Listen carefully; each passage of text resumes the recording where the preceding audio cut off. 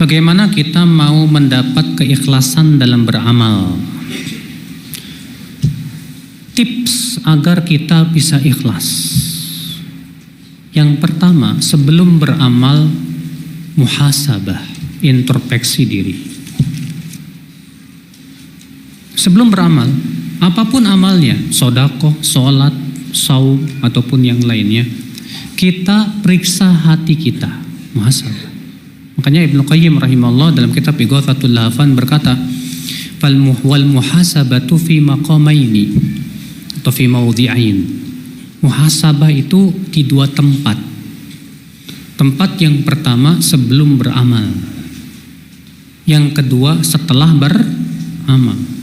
Sebelum beramal kita muhasabah, niat kita ikhlas apa enggak nih? Antum mau sedekah, periksa dulu. Saya sedekah ini ikhlas gak nih? Apa motivasi saya sedekah? Kalau ternyata belum ikhlas, tahan dulu. Jangan apa? Sedekah. Luruskan dulu niat. Kalau sudah benar-benar ikhlas, baru sedekah. Antum mau sholat, coba periksa. Saya sholat karena apa? Apa motivasi saya? Saya tahajud, saya sholat duha. Apa motivasi saya? Jangan sampai saya sholat duha, motivasinya biar rezekinya lancar. Akhirnya mengharapkan dari amal soleh kehidupan dunia. Nggak imbang, Pak. Dunia itu kecil, amalan soleh mulia di mata Allah Subhanahu wa ta'ala. Saudaraku sekalian, ikhwatul Islam, azani Allah. Ini cara yang pertama. Makanya beliau Ibnu Qayyim rahimahullah dalam kitab Ighathatul Lahfan juga mengatakan, "Ma min amal illa wa yu'rab alaihi diwanan." Tidaklah ada satupun amal kecuali hendaklah dipertanyakan dua pertanyaan. Pertanyaan yang pertama 5, itu tentang keikhlasan. Pertanyaan yang kedua kaifa, tentang mutabaah kita, sesuai enggak dengan tuntunan Rasulullah sallallahu alaihi wasallam. Nah, coba muhasabah. Jadi sebelum beramal muhasabah, tanya. Ketika beramal, gunakan muraqabah. Antum sebelum beramal muhasabah, ikhlas, alhamdulillah ikhlas. Baik.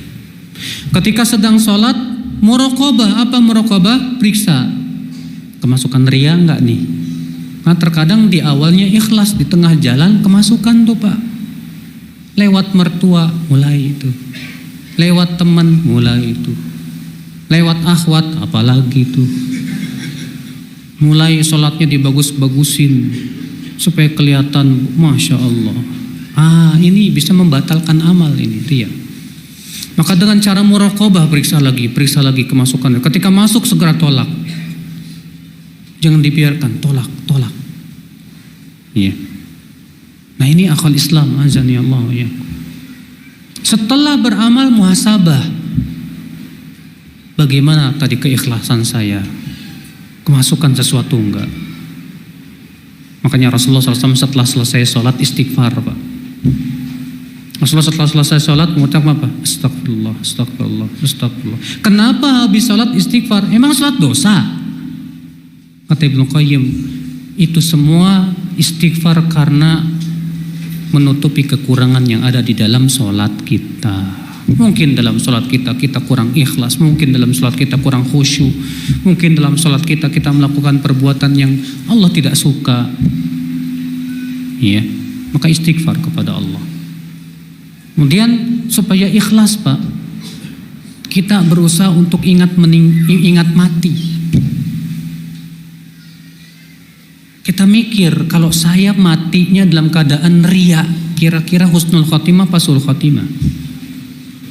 Makanya kalau ada orang meninggal sedang sholat, antum bisa pastikan nggak dia ikhlas? Nggak bisa kita pastikan. Masya Allah ya si fulan meninggalnya husnul khotimah. Tahu dari mana niatnya? Gimana kalau dia sedang sholat, riya, pengen dilihat orang, meninggal suul khotimah? Naudzubillah. Makanya kalau kita melihat ada orang yang meninggal saat sholat, kita hanya mendoakan mudah-mudahan si fulan wafat husnul khatimah.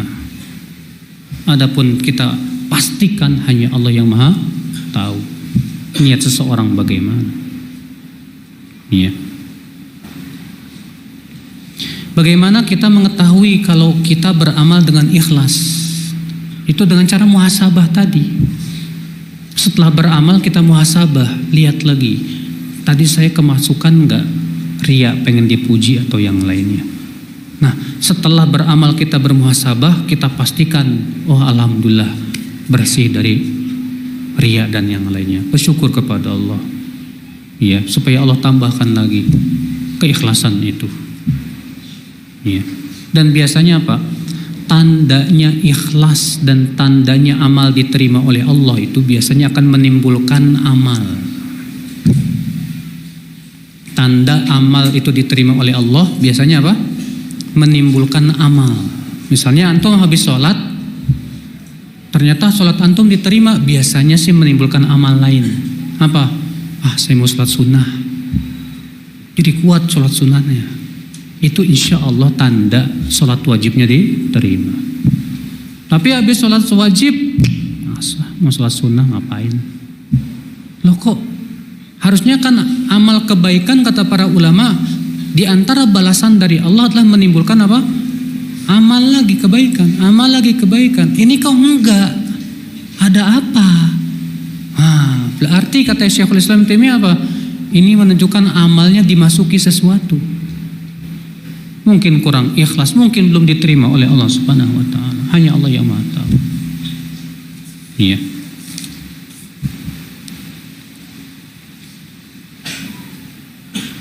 Apabila hidayah telah hilang, apa mungkin hidayah itu datang kembali? Sangat mungkin, kenapa enggak? Bapak tahu di antara sahabat Nabi ada yang murtad lalu masuk Islam lagi? Namanya Tulaihah al-Asadi. Setelah Rasulullah wafat, dia ngaku-ngaku Nabi. Mengaku Nabi sampai diperangi oleh Abu Bakar, akhirnya taubat masuk Islam lagi dan wafat dalam keadaan Islam. Balik lagi hidayahnya.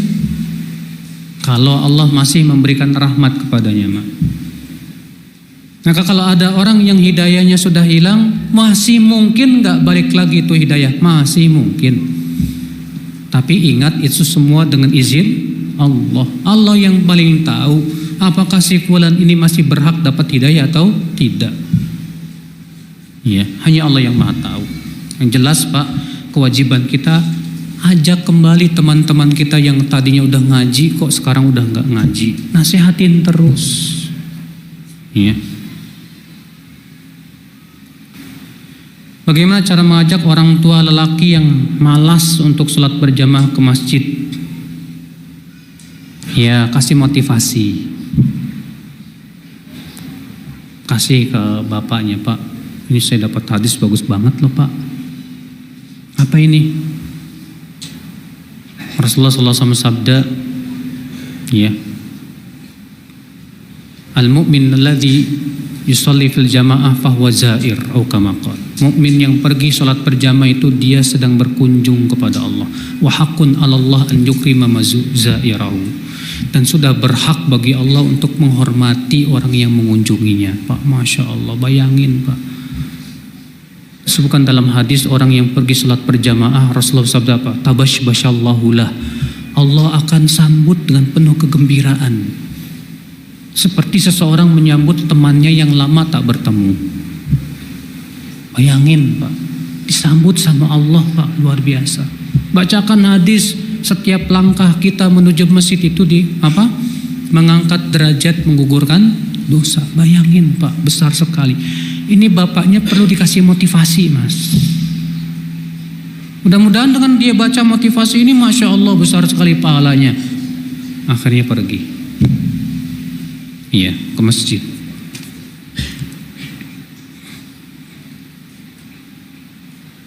Bagaimana cara menasihati istri yang masih sering mendengarkan orang tua dan keluarganya daripada omongan suaminya? Kadang saya jadi sedih Ustadz. Ya pasti sedih lah. Istri sendiri nggak mau dengerin omongan suami, kayaknya gimana gitu. Anda sebagai seorang suami nggak dihormati sama sekali. Lalu apa kedudukan Anda sebagai seorang suami kalau seperti itu? Iya. Bagaimana caranya? Sabar. Kata Abu Darda, suami yang baik itu bukan suami yang tidak pernah menyakiti istrinya. Tapi suami yang baik itu suami yang sabar terhadap gangguan istrinya. Kalau yang gak pernah menyakiti istrinya banyak, Pak. Yang sabar menghadapi gangguan istri itu susah, jarang banget. Makanya Abu Darda mengatakan, suami yang baik itu yang sabar menghadapi gangguan istrinya. Falas. Yang kedua, Bapak harus di mindset Bapak dipasang, istri saya ini perempuan, dan Rasulullah mengabarkan perempuan itu bengkok. Kata Rasulullah SAW apa? Istausu bin nisa'i khairan fa innahunna khuliqna min dhila. Berbuat baiklah kepada para wanita, para istri, karena mereka tercipta dari tulang rusuk yang bengkok. Wa inna a'waja syai'in min ad-dhila a'la, dan yang paling bengkok dari tulang rusuk itu paling atas. Fa in dhahabta tuqima kasarta, kalau kamu paksa untuk dilurusin patah. Fa in taraktaha, kalau kamu biarkan lam tazal a'waj, tetap saja bengkok. Caranya menghadapi tulang yang bengkok bagaimana kata Rasulullah? Istausu bin nisa'i khaira. Berbuat baiklah kepada dia. Berbuat baik. Iya. Gimana dong caranya? Berbuat baik sama mertua, berbuat baik sama keluarganya. Masya Allah, suami saya Masya Allah, kok baik banget sih sama keluarga saya. Buktikan bahwa kamu memang berbuat baik, betul. Insya Allah kalau kamu sudah berbuat baik sama keluarga kamu, keluarga istri kamu, kamu akan didengar, Pak. Iya, biiznillah. Bolehkah kita menerima sedekah atau hadiah dari seseorang yang pendapatannya haram? Khilaf para ulama, menjadi dua pendapat. Kenapa? Ya, harta halal haram itu ada dua macam. Ada harta haram yang ainnya haram, hartanya haram. Seperti harta hasil mencuri. Maka gak boleh diterima karena itu hakikatnya bukan harta dia, tapi harta orang lain. Ada harta haram, haramnya karena transaksi, seperti transaksinya riba, maka dia haram karena transaksinya yang ribawi. Maka sebagian ulama mengatakan kalau ternyata transaksinya halal, jadi halal lagi. Iya. Dia penghasilannya haram, kemudian ngasih hadiah ke antum. Ini saya kasih hadiah. Transaksi antum dengan dia apa? Hadiah. Hadiah halal tidak, Pak? Halal. Maka sebagian ulama mengatakan nggak apa-apa, ambil aja. Dan ini pendapat Ibnu Mas'ud dan Salman Al-Farisi. Di mana Ibnu Mas'ud pernah ditanya, wahai Ibnu Mas'ud, saya diberikan makanan dari teman yang dia usahanya haram. Kata Ibnu Mas'ud apa? Kul, makan saja, dan dia yang berdosa. Ini pendapat siapa? Ibnu Mas'ud. Tapi sebagian ulama mengatakan kalau mau lebih berhati-hati nggak usah dimakan, lebih warok, seperti yang dilakukan oleh siapa? Abu Bakar. Di mana Abu Bakar pernah dikasih makanan oleh pelayannya, pembantunya. Setelah dimakan selesai, pembantunya berkata, Abu Bakar, kamu tahu nggak itu makanan dari mana? Dari mana? Dulu saya masih jahiliyah, saya pernah pura-pura jadi dukun. Nah, yang kamu makan itu dari situ. Langsung dimasukin apa? Jari sama Abu Bakar, dimuntahin semuanya, Pak. Wah. Kata para ulama, perbuatan Abu Bakar ini mimbabil warok. Apa? Warok. Kehati-hatian. Iya, Allahu a'lam. Tapi kalau misalnya gara-gara antum menerima pemberiannya dia jadi sinis, kamu itu bilang haram-haram, saya kasih aja mau. Kalau antum khawatir begitu, mendingan ditolak. Pas dikasih ini, enggak. Kenapa? Karena pendapatan ente haram. Bilang gitu ke dia. Loh kok? Iya mas, nih dengerin, jelasin begini. Iya. Sebetulnya kalau antum terima ya pendapat yang saya rojikan boleh. Karena transaksi antum sama dia apa? Halal. Iya. Tapi kalau lebih berhati-hati janganlah, apalagi untuk memberikan apa? Memberikan efek jerak kepada dia. Ya, supaya dia mau mengambil pelajaran. Apakah seringnya manusia futur tanda mulai hilangnya hidayah? Ya, akhi. Kalau futur itu menimpa sebagian amal tanpa amal yang lain, itu memang lumrah. Karena Rasulullah SAW sudah mengabarkan bahwa setiap amal itu ada masa semangat, dan setiap masa semangat ada masa apa? Futur. Kata Rasulullah, inna likulli amalin syirrah wa likulli syirratin fatrah. Setiap amal memiliki masa-masa semangat, dan setiap masa semangat ada masa-masa futur lemah. Tapi Rasulullah memberikan tips. Apa kata Rasulullah? Faman kanat fatratuhu ila sunnah. Siapa yang di masa futurnya kepada sunnah, faqad ihtada, ia dapat hidayah. Waman kanat fatratuhu ila ghairi sunnah, faqad halak. Tapi siapa yang masa futurnya kepada selain sunnah, ia telah binasa. Tuh lihat. Telah apa? Binasa. Antum kalau futur dari baca Quran, jangan pindah baca koran. Binasa antum. Futur dari baca Quran, pindah kepada yang sunnah. Apa itu? Zikir atau membaca buku. Yang musibahnya itu futurnya bukan kepada sunnah. Maka Rasulullah mengatakan ini orang binasa, Pak. Makanya ketika antum sudah mulai futur, cari amalan lain yang bisa mengangkat lagi, ya, apa namanya, keimanan antum. Cari amalan apa kira-kira? Sedekah, zikir, atau misalnya ya amalan yang lain. Harus, ya.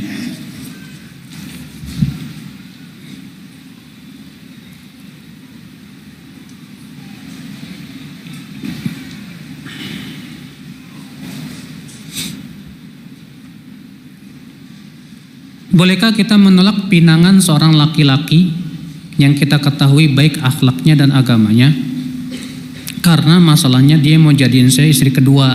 Enggak masalah. Iya.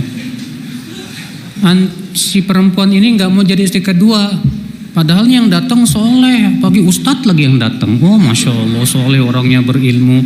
Tapi masalahnya saya enggak mau jadi istri kedua. Enggak masalah, ditolak. Lalu bagaimana dengan hadis? Apabila datang kepada kamu seorang laki-laki yang kamu ketahui bagus akhlak dan agamanya, maka nikahkanlah dia. Ini khitab untuk wali perempuan. Hadis ini khitabnya untuk wali perempuan, ayah dan walinya. Ya. Tapi tetap wali pun harus nanya kepada siapa? Perempuannya. Kata Rasulullah, al-bikru tusta'mar, wanita itu tetap wajib dimintai izinnya. Ya. Ada seorang laki-laki, seorang wanita datang ke Rasulullah, ya Rasulullah, saya dipaksa sama bapak saya untuk menikah sama seseorang. Dipanggil bapaknya. Ya. Kemudian Rasulullah memberikan pilihan kepada wanita itu untuk menerima atau tidak, terserah. Maka dari itu kalau si wanita dia tidak mau jadi istri kedua, ya hak dia. Dia takut kalau jadi istri kedua tidak bisa menjaga hatinya mungkin. Takut kalau misalnya dia jadi istri keduanya malah jadi kufur sama suami mungkin. Akhirnya dia menolak. Ya terserah, nggak masalah. Iya.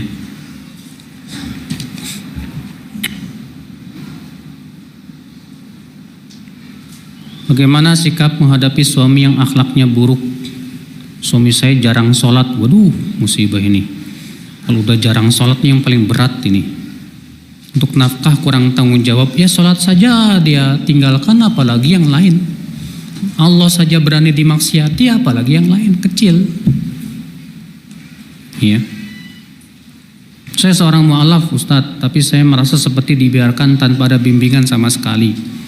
Sudah bertahun-tahun saya bersabar dan memutuskan untuk tetap bersabar sampai sekarang. Apakah sikap saya salah Ustadz? Dan apa yang harus saya lakukan? Ya, Sekarang kalau mau terus bersabar sama dia silakan, tapi ya kenyataannya begitu. Ya.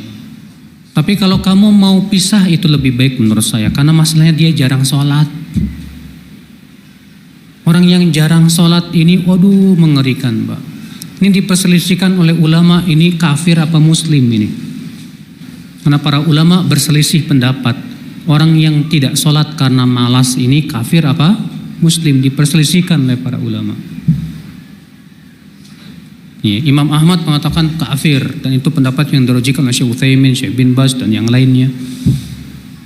Maka kalau misalnya ibu sudah tidak sabar lagi, udahlah saya mau pisah aja, ya udah. Kalau ibu tinggalkan suami ibu karena Allah, karena ingin meninggalkan lelaki yang tidak ingin mau sujud kepada Allah atau jarang sholat kepada Allah, ini pelaku dosa besar ini. Iya, atas pendapat jumhur. Sudah nggak masalah. Mudah-mudahan setelah itu diganti sama Allah yang lebih baik. Tapi kalau misalnya maunya ya udahlah saya sabar aja sambil mendakwahi, silakan dakwahi terus, kasih motivasi. Banyak kok tadinya akhwat-akhwat yang suaminya seperti itu setelah alhamdulillah udah ngaji sekarang. Ada seorang saya yang pernah ngisi di sebuah rumah, ya. Istrinya cerita, Ustadz suami saya ini dulu Ustadz, aduh ampun dah Ustadz. Pulangnya tiap malam jam 3 malam dalam keadaan mabuk udah. Sholat gak pernah, kerjaannya mabuk-mabukan, entah mungkin main perempuan. Tapi saya berusaha untuk mendakwai suami saya terus berdoa sama Allah. Saya tahajud tiap malam, ya Allah berikan hidayah, ya Allah berikan hidayah. Alhamdulillah Ustadz sekarang dia udah mulai ngaji itu. Ada aja jalan. Ya kalau memang mau sabar seperti itu silahkan. Iya.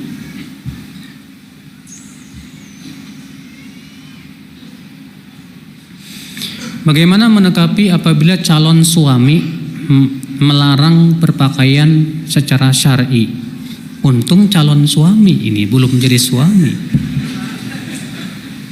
Ya. Masalahnya tanggal pernikahan telah ditetapkan, batalin. Wallah nggak ada kebaikan punya suami seperti itu. Apakah kamu mau dipimpin laki-laki yang melarang kamu nanti untuk menjalankan syariat Allah? Batalin, bilang batal Pak, gak mau lagi saya. Soalnya kamu melarang saya memakai pakaian yang diperintahkan oleh syariat. Kalau Allah saja kamu berani maksiati, apalagi saya. Ya. Dia hanya menyukai apabila yang penting auratnya tertutup tapi tidak bergamis. Lah inilah dia. Gak punya apa? Gak punya apa namanya cemburu. Oke, yang penting tertutup auratnya. Ya akhi, bilang ke dia, Mas, tahu nggak? Kamu harus bedakan jilbab dengan kerudung ya. Banyak orang kurang paham tentang makna jilbab. Banyak orang mengira jilbab itu kerudung, salah besar. Ayat kerudung itu adanya dalam surat Al-Mu'minun. Kerudung dalam bahasa Arab itu apa? Khimar, jamak dari khumur. Yang Allah sebutkan dalam surat Al-Mu'minun atau An-Nur, saya lupa. Wadrib wal yadribna bi khumurihinna ila juyubihinna. Hendaklah mereka memakai kerudung khimar sampai ke dada-dada mereka. Ini ayat kerudung. Adapun jilbab itu yang ada dalam surat apa?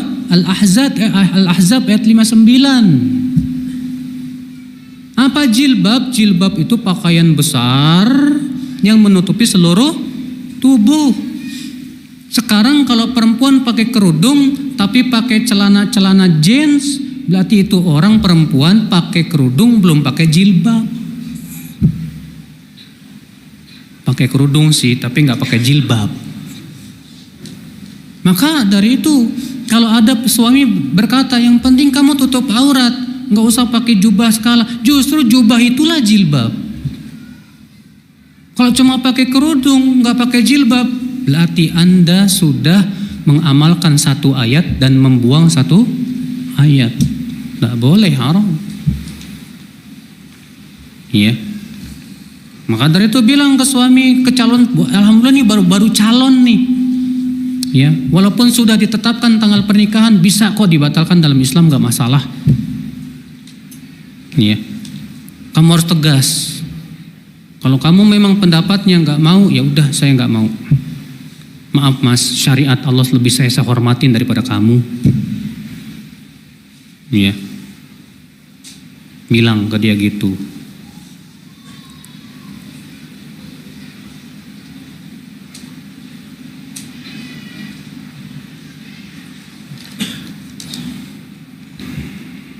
Bagaimana cara mengingkari kemungkaran di sekeliling kita? Wah, susah, Pak. Kita hanya bisa di zaman sekarang itu mengingkari dengan hati. Karena Rasulullah mengatakan, man ra'a minkum mungkaran falyughayyiru biyadihi, fa illam yastati fa bilisani, fa illam yastati fa biqalbi, wa dzalika adhaful iman. Siapa yang melihat kemungkaran, rubah dengan tangannya. Jika tidak mampu, dengan lisannya. Jika tidak mampu, dengan hatinya. Dan itu selama-lama apa? Iman. Bayangkan Pak, di sekitar kita maksiat di mana-mana. Antum masuk mall,